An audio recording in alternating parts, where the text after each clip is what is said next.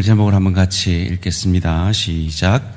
헌금에 쓰여진 세 가지 단어. 대강절 세 번째 주일입니다. 주님이 육신으로 이 땅에 오셔서 십자가에 그 의로우신 피를 흘려주시고 그 죽음을 이기고 부활하심으로 그 핏값으로 우리를 사셔서 우리를 주의 것으로 삼으시고 그것을 말씀과 성령으로 우리에게 깨닫게 하시고 우리로 주로 고백게 하시고 다시 심판주로 오실 때에 우리가 아멘 주 예수여 어서 오십시오 고백할 수 있는 믿음의 사람으로 만드신 것을 감사하며 다시 오실 주님 앞에 설 날을 기억하는 시간들입니다. 특별히 하나님께서 내가 너를 샀는데 너는 내 것인데 너는 이 땅에서 얼마나 하나님 나라와 복음을 위해 복의 통로, 은혜의 통로가 되었느냐라고 물으실 것입니다.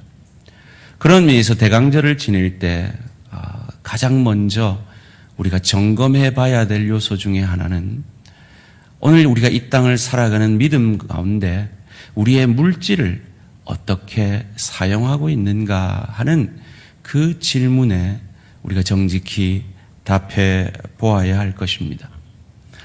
다음 주일은 저희가 2023년 선교 사역을 위한 선교 헌금을 작정하는 주일입니다. 어쩌면 저희 교회 선교 사역 가운데 가장 중요한 날일지도 모르겠습니다. 제가 이 설교를 준비하면서 여러분들의 설교와 자료들을 참조했는데요. 옥하는 목사님이 그 사랑의 교회 성도들에게 선교 도전을 하면서 이런 말씀을 하세요. 선교사님이 이런 얘기를 한대요. 선교사가 안 가도 선교 헌금만 가도 선교는 된다라고 말이죠. 그만큼 선교 헌금은 선교 사역에 중요한 것입니다. 제가 저를 위해서 여러분 헌금해 주십시오 뭐 이런 설교를 하는 것도 아닌데 제가 이 헌금 설교를 하니까 왜 이렇게 부담이 되는지 모르겠습니다. 이게 하나님 일인데 하나님이 부담을 가지셔야 하는데 제가 부담이 됩니다. 헌금 설교는 참 목사에게 쉽지 않은 설교인 것 같습니다. 그런데 최고의 설교자로 했던 그 스펄전 목사님이 이런 얘기를 하셨더라고요. 성경에서 말하는 헌금을 성도들에게 바로 가르치지 않는 목사는 악한 목사다. 저는 악한 목사가 되기 싫어서 오늘 여러분에게 헌금 설교를 하게 되었습니다. 이 헌금 설교하는 것이 오늘날 참 쉽지 않아진 이유가 참 교회들이 성도들이 피땀 흘려 바친 헌금을 헌금답게 사용하지 못한다는 소식들을 우리가 종종 듣기 때문이죠. 그래서 젊은 지각 있는 우리 성도들은 교회에 헌금하지 않고 나는 따로 내가 필요한 그 사역들에 헌금하겠다 하는 그런 경우도 있습니다. 저도 그래 봤어요. 사실은 저도 대학 시절에 그래 봤습니다. 그런데 그게 참 위험해요. 자기 의가 드러나고 자기 자신이 그 일에 있어서 뭔가 하는 것 같은 교만함의 유혹들이 있습니다. 그래서 가능하면 선한 하나님의 일은 교회를 통해 이루어져야 합니다. 그래서 제가 물어봤어요. 우리 대한교회는 정말 성도들이 정말 눈물과 땀으로 드려진 헌금을 잘 사용하는 교회인가라고 물어보았습니다. 특별히 저희 교회가 어떻게 선교하는지를 돌아보니까요. 해외 선교 39군데, 국내 선교지 31군데, 기관과 단체에 16군데에 저희 전체 예산 가운데 약 15% 정도를 선교 사역에 들여지고 있더라고요. 여러분이 지금 2022년에 선교 헌금을 작정해서 귀한 선교 헌금을 하셨는데 사실은 저희 교회가 집행하는 선교 헌금의 반도 안 되는 선교 헌금이 저희 교회는 작정되고 있습니다. 일반 예산을 더해서 2배 이상을 더해서 저희가 선교를 하고 있습니다. 저는 좀 더 하고 싶어요. 진짜 50%, 60%까지도 우리 선교 예산이 좀 늘어났으면 좋겠어요. 그런데 저희가 알다시피 저희가 이 건축을 감당해야 되는 그것 또한 하나님의 일이기 때문에 이 건축이 점점 더 줄어들어 갈 때쯤이면 저희가 정말 더 마음껏 선교할 수 있는 그런 공동체가 되어지리라 믿습니다. 말씀드린 대로 참 부담스러워서 다른 분들은 이 선교 헌금 도전을 어떻게 하나라고 여러 자료들과 동영상들을 보면서 어떤 목사님이 이 헌금, 연보라는 이 성경에 쓰여진 단어가 원문으로 3가지 단어로 쓰여졌다라는 말씀을 하시는데 참 도전이 되었습니다. 헌금이라는 연보라는 그 단어가요, 독특하게 코이노니아라는 교제라는 뜻으로 쓰여지는 원문과 디아코니아, 섬김이라고 쓰여지는 원문과 카리스, 은혜라고 쓰여지는 그 원문을 사용하고 있더라는 겁니다. 성경에서 헌금에 대해서 가장 많이 강조하는 사람이 사도 바울입니다. 왜 그럴까 생각해 보니까 그는 아시다시피 교회로부터 사례를 받지 않고 자기 스스로 일하면서 텐트를 만들면서 그것으로 먹는 자기의 생활을 해결하고 순수하게 복음을 위해서 헌신했던 사람이기에 그는 누구보다 헌금에 대해서 자신 있게 말할 수 있었고 그 헌금이 자기 자신을 위한 것이 아니라 자기 배를 불리는 것이 아니라 주의 교회와 하나님 나라를 위해서 쓰여진다는 자신감 때문에 헌금에 대해서 그렇게 자신 있게 많이 강조하지 않았나 하는 생각이 듭니다. 저는 우리 교회도 그렇게 자신 있게 마음껏 교회에 헌금하십시오. 저희가 결코 우리 배만 불리지 아니하고 잘 흘려보내겠습니다 라고 말할 수 있는 교회라고 믿고 오늘 헌금 설교를 주님 앞에, 여러분 앞에 드리기를 원합니다. 여러분, 근데요, 하나님이 돈이 필요해요, 안 해요? 하나님이 돈이 필요 없는 분이잖아요. 근데 저와 여러분은 돈이 필요해요, 안 해요? 우리는 돈이 필요하잖아요. 거기다가 우리는 돈이 늘 모자라요, 풍족해요? 모자라잖아요. 그런데 왜 돈도 필요 없는 하나님한테 늘 돈이 모자라는 우리가 선교 헌금을, 11조를, 감사 헌금을, 구제 헌금을 드려야 하느냐라는 거예요. 이 돈 자체가 돈 자체로 머문다면 그건 하나님하고 아무 상관이 없어요. 왜냐하면 하나님 돈이 필요하지 않기 때문에. 그런데 이 돈이 헌금이 되어져서 이 헌금이 정말로 돈이 필요한 지체에게, 이웃에게 흘러 들어가게 되면 그것이 돈이 아니라 하나님의 사랑과 은혜로 바뀌어버리는 거예요. 이 돈이 돈 자체가 아니라 귀한 하나님이 원하시는 사역의 현장으로 흘러 들어가면 그것이 돈이 아니라 사역으로 바뀌어버리는 거예요. 그를 통하여 하나님이 영광을 받으시고 그 도움을 받는 내 이웃이 내가 혼자가 아니구나. 나를 돌보시는 하나님이 계시는구나. 내 옆에 내 지체가 있구나 하는 것을 확인할 수 있는 것이기에 우리는 하나님 앞에 헌금을 드리는 것입니다. 헌금을 성경에서는 연보라고 말을 하고 있습니다. 이 연보라고 번역된 한글 성경에 쓰여진 이 3가지 원문을 통해서 헌금의 의미를 새겨보기를 원합니다. 첫 번째로 코이노니아라고, 교제라고 번역된 원문의 단어가 있습니다. 로마서 15장 26절 말씀 함께 읽습니다. 시작. 네, 마게도냐와 아가야 사람들이 예루살렘 성도 중 가난한 자들을 위하여 기쁘게 얼마를 연보하였습니다. 기쁘게 얼마를 연보하였음이라, 코이노니아 하였음이라, 교제하였음이라 라고 성경은 우리에게 말합니다. 연보라는 뜻은 내어놓아 남을 돕는다라는 뜻이죠. 이 연보라는 이 번역을 새 번역에서는 구제금이라고 하였고요, 공동 번역에서는 같은 교우로서 정을 나눔이라고 되어 있어요. 여러분, 헌금이 하나님 앞에 드려지는 거지만 그것이 교제로 화해진다는 겁니다.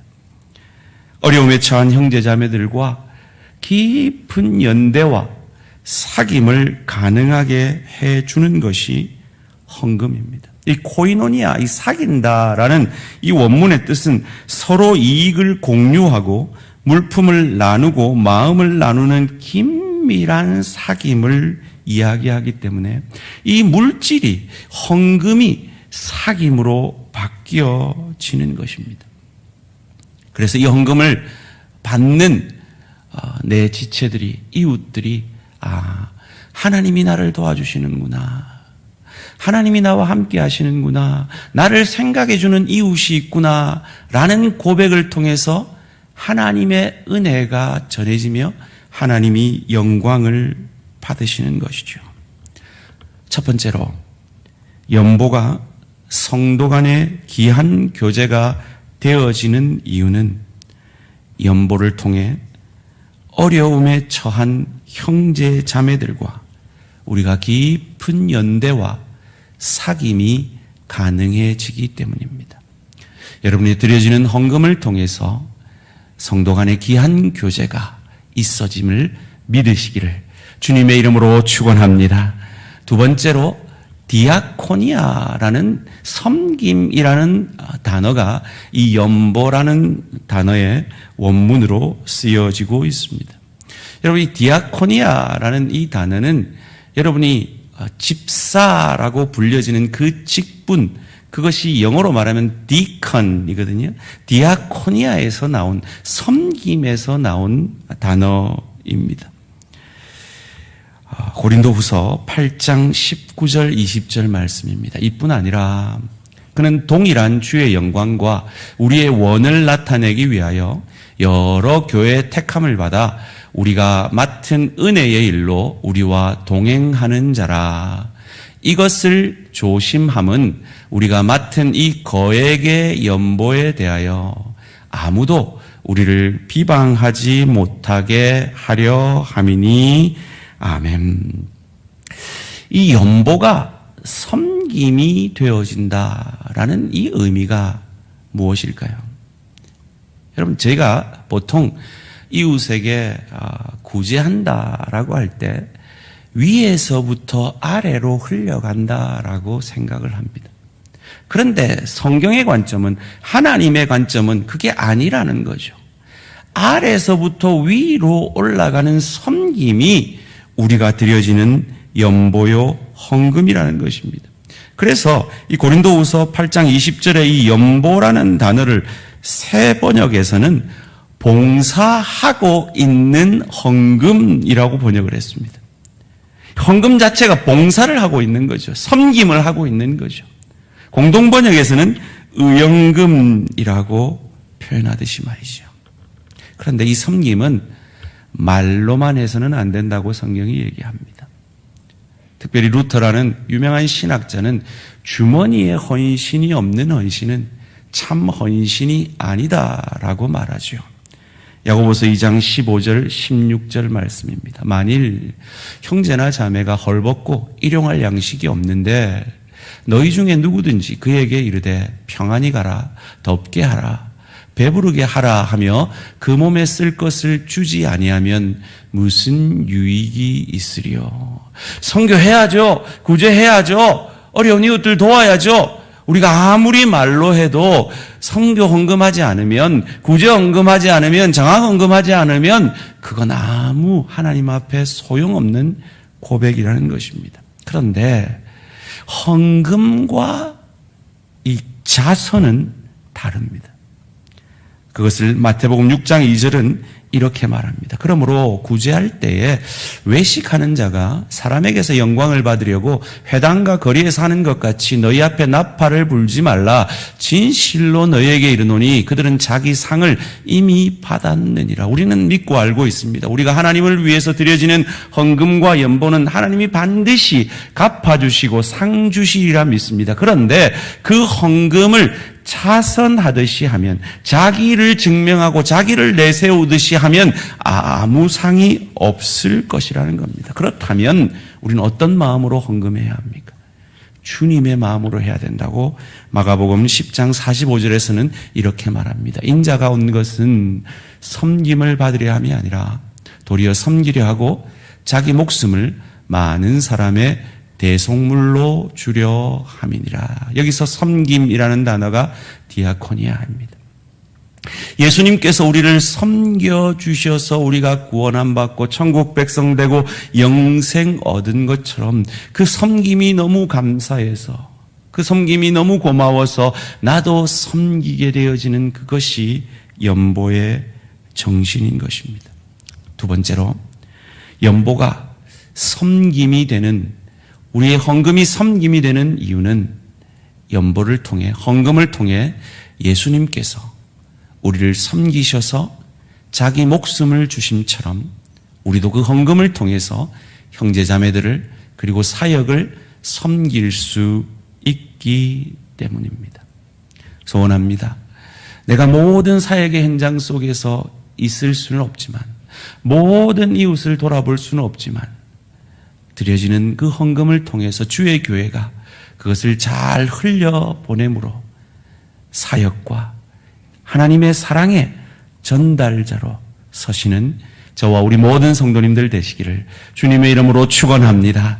세 번째로, 이 연보를 성경은 카리스, 은혜라는 단어를 써서 사용하고 있습니다.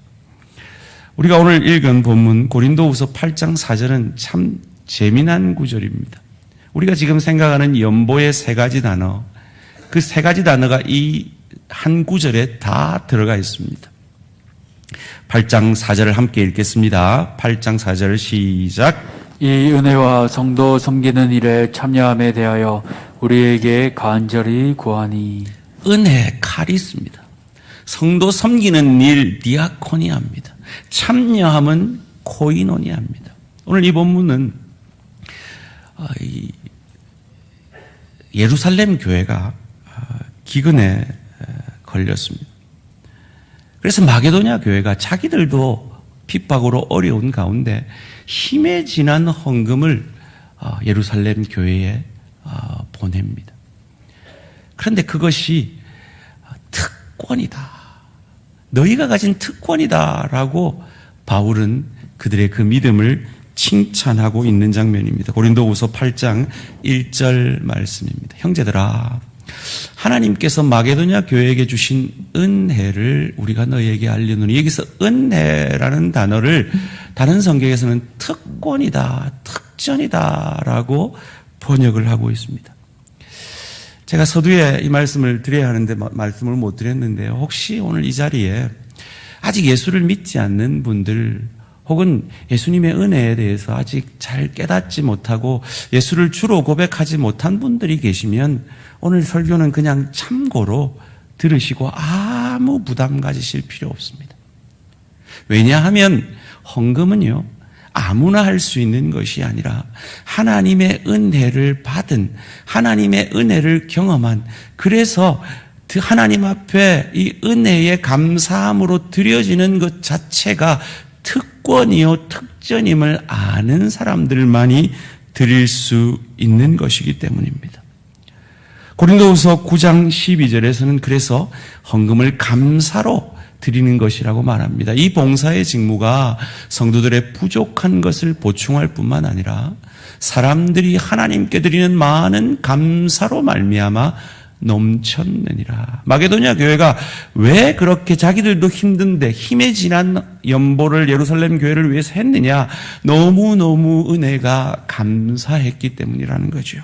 이어지는 13절을 통해서 그것을 통해서 어떤 일이 일어남을 보여줍니다. 이 직무로 증거를 삼아 너희가 그리스도의 복음을 진실히 믿고 복종하는 것과 그들과 모든 사람을 섬기는 너희의 후한 연보로 말미암아. 그 후한 연보가 누구에게 전달됩니까? 예루살렘 교회 성도들에게 전달된 거예요. 그런데 그것으로 말미암아 하나님께 영광이 돌려진다는 거죠. 우리가 드려지는 선교 헌금은 누구에게 전달됩니까? 세계 각지의 선교사들과 그 선교 사역에 전달됩니다. 우리는 그들의 얼굴도 모릅니다. 그런데 그 헌금이 하나님께 영광이 되어진다라고 말하고 있는 것입니다. 세 번째로 헌금이 은혜로 변화되어지는 이유는 연보를 통해 그 예수님의 우리를 향하신 그 은혜가 사역의 현장으로 나아가 사역으로 변하고 형제 자매들에게로 흘러가 하나님의 사랑으로 변해서 그들의 입을 통해 하나님이 영광 받으시고 하나님의 살아계심과 하나님의 은혜가 그들에게 전달되어지기 때문입니다. 소원합니다. 여러분의 헌금이 여러분은 알지 못하는 그 선교 현장 가운데, 여러분은 보지도 못한 이웃과 지체들 가운데 은혜로 흘러감을 믿으시고 더 큰 은혜의 통로, 복의 통로가 되어지시는 우리 모든 성도님들 되시기를 주님의 이름으로 축원합니다. 그렇다면 우리가 헌금을 어떻게, 어떤 마음으로, 어떤 방식으로 언제 드려야 할까요? 고린도후서 8장 12절이 우리에게 어떤 마음으로 드려야 하는지를 가르쳐 줍니다. 할 마음만 있으면 있는 대로 받으실 터이요. 즉 자원함과 기쁨으로 드리면 하나님이 받으시는데, 없는 것은, 여기서 없다는 말은 돈이 없을 수도 있지만 마음이 없을 수도 있는 거예요.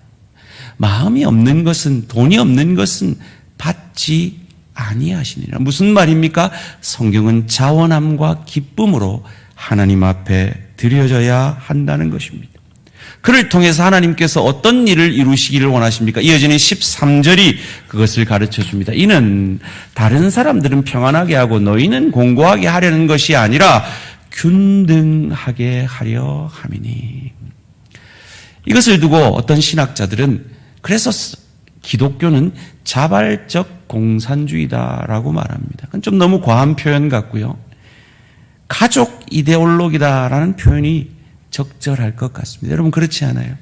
형제들 가운데 어떤 이가 아주 잘 살면 아주 못 사는 형제들을 돕게 되어지는 것이 가족의 모습 아닙니까? 소원합니다. 우리 대한가족들 가운데 조금 물질적으로, 조금 시간적으로, 조금 은사적으로 내가 가진 그 넉넉함이 잘 흘러가서 우리 모든 대양이 균등하게 나의 은혜를 함께 나눌 수 있는 귀한 사랑의 공동체로 서가는 은혜와 축복이 여러분이 드려지는 귀한 연보를 통해 있어지시기를 주님 이름으로 축원합니다. 더 구체적으로 바울은 고린도전서 16장 1절 2절에서 이렇게 그 방법을 가르쳐 줍니다. 성도를 위하는 연보에 관하여는 내가 갈라디아 교회들에게 명한 것 같이 너희도 그렇게 하라. 2절 말씀에 매주 첫날에, 주일날에, 그래서 우리가 주일날 헌금을 하죠. 너희 각 사람이 수입에 따라 모아두어서 미리 준비하라는 겁니다. 와서 그냥 드리는 게 아니라 잘 준비해서 드리라는 거죠. 그래서 내가 갈 때에 연보를 하지 않게 하라. 여기서 여러분 잘 보십시오. 수입에 따라 합니다. 여러분 절대로 여러분의 수입에 과하게 은혜 받았다고 여러분의 생활이 지장이 될 정도로 헌금하지 마시기를 주님의 이름으로 축원합니다. 이 아멘을 별로 안 하시네요. 그러면 진하게 하실랍니까? 지혜롭게. 여러분 한번 여러분의 1년의 수입 한번 집에 가셔서 오늘 한번 계산해 보세요. 그리고 여러분이 정말 하나님의 나라와 주의 교회를 위해서 드려진 것이 그 전체 수입의 몇 프로나 되는지 한번 점검을 해보세요. 성경은 믿는 자가, 은혜 받은 자가 최소한으로 해야 되는 그 기준을 10의 1로 잡고 있습니다. 나는 10의 1에서 얼마나 더 갔는지 한번 점검해 보시기를 바랍니다. 헌금, 참 민감한 일이죠. 그래서 제가 헌금 설교 잘 안 하잖아요. 그런데 이 헌금이 민감한 이유를 저도 잘 압니다. 여러분이 헌금 드린다는 그 헌금은 여러분의 땀과 눈물과 생명과 맞바꾸신 거잖아요. 그런데 그 헌금이 잘못 쓰여진다라는 생각이 들면 정말 실망이 들겠죠.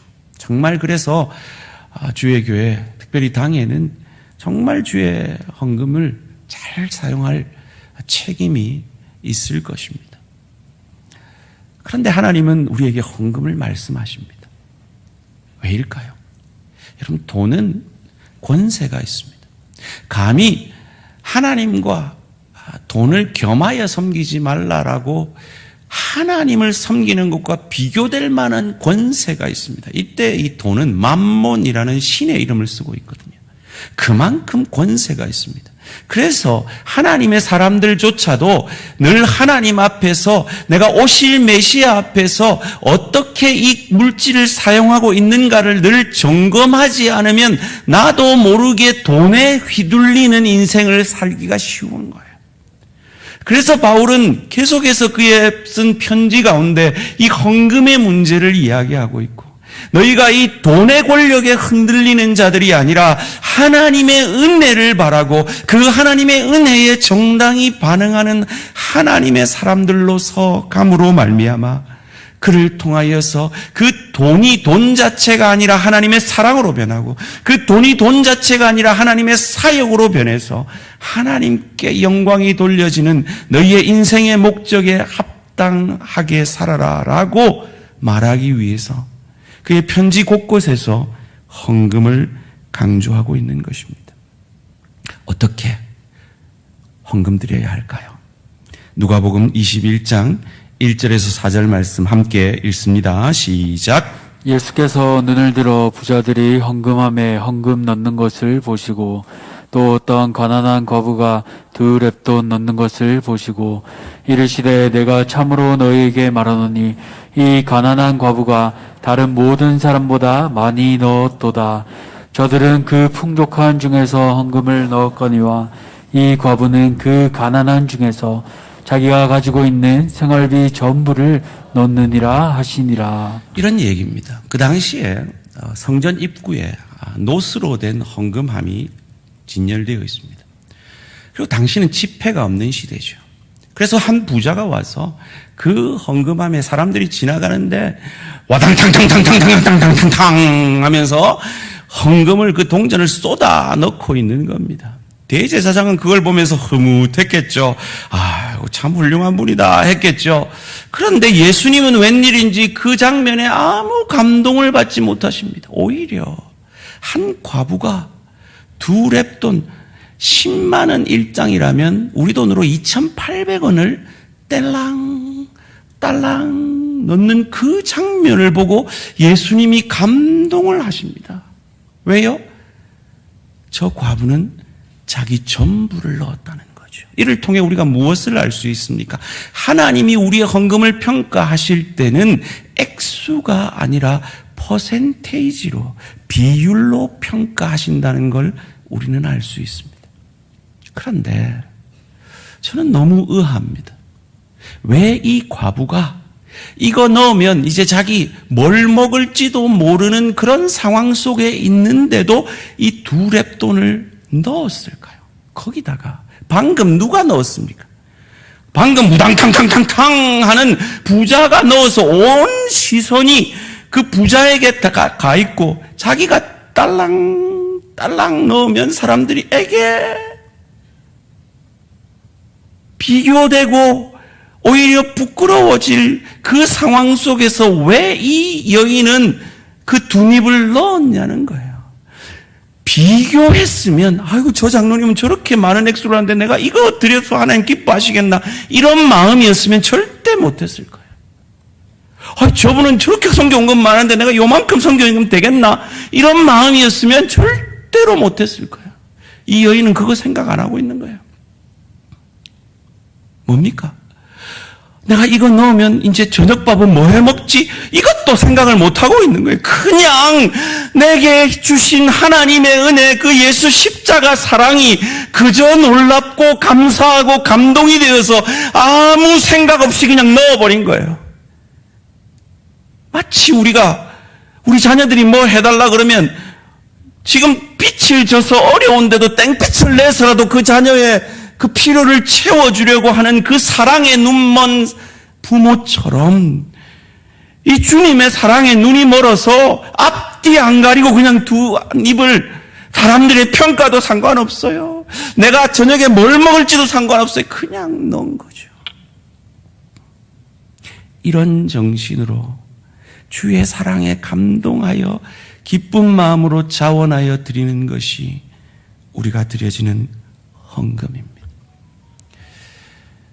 사도행전 1장 8절이 우리의 존재됨을 이렇게 설명하고 있습니다. 오직 성령이 너희에게 임하시면 너희가 권능을 받고 예루살렘과 온 유대와 사마리아와 땅끝까지 이르러 내 증인이 되라 하시지 아니하고 되리라. 이미 너희는 증인이다. 너희는 증인이 될 것이다. 그래서 너희를 통해 하나님의 그 교제가 흘러가고 하나님의 은혜가 흘러가고 하나님의 그 섬김이 너희를 통해 흘러갈 자들이다. 너희는 더욱 그러하여야 될 것이라고 말합니다. 이런 면에서 사도 바울은 충분히 그 은혜의 통로가 되지 않았습니까? 20년 동안 1차, 2차, 3차 여행을 통해서 이미 복음을 위해서 그의 할 만큼 다 한 사람입니다. 이만큼 하면 되었다라고 할 수 있는 사람입니다. 마치 우리 성도들이 2022년 그 어려운 상황 속에서도 11조와 감사헌금과 선교헌금과 구제헌금과 장학헌금과 기도헌금과 그 여러 가지 제목으로 힘을 다하여 헌신하셨듯이 말이죠. 그래서 우리 마음에 이만하면 충분하지 않나. 우리 교회가 지금 이 건축비 가운데서도 선교 헌금의 배 이상을 선교로 흘려보내면 우리 교회 이 정도면 충분하지 않나 이렇게 생각할 수 있는 것처럼 말이죠. 그런데 바울은 그러지 않았다는 거예요. 로마서 15장 23절 말씀 함께 읽습니다. 시작. 이제는 이 지방에 일할 곳이 없고 또 여러 해 전부터 언제든지 서바나로 갈 때 너희에게 가기를 바라고 있었으니. 하나님 1차, 2차, 3차 정말 교회들이 세워지고 이만하면 충분하잖아요. 이제 나 좀 쉴게요. 이제 좀 나를 위해 살게요. 이러지 아니하고 내가 로마로 가야 됐다. 너희들의 도움을 받고 그 시대의 땅 끝인 스페인까지 내가 가야 되겠다. 이 고백을 바울이 했습니까? 아니요. 바울 안에 계신 성령이 만들어내셨습니다. 소원합니다. 여러분 안에 계신 성령께서 우리 모든 대한가족들이 한 분도 빠짐없이 나도 선교에 동참되리라 하는 그 마음을 심어주시기를 주님의 이름으로 축원합니다. 그럼 저는 이 설교 안 해도요. 선교하실 분들 다 선교할 줄 알아요. 그런데 제가 이 설교를 한 주 전에 굳이 하는 이유는 저는 우리 모든 대한가족들이 크건 작건 하나님 앞에 섰을 때 하나님 저 선교하다 왔어요 라고 고백할 수 있었으면 좋겠어요. 그래서 하나님 앞에 선교 사명 감당한 자의 상을 우리 대한가족들이 한 분도 놓치지 않으셨으면 좋겠어요. 소원합니다.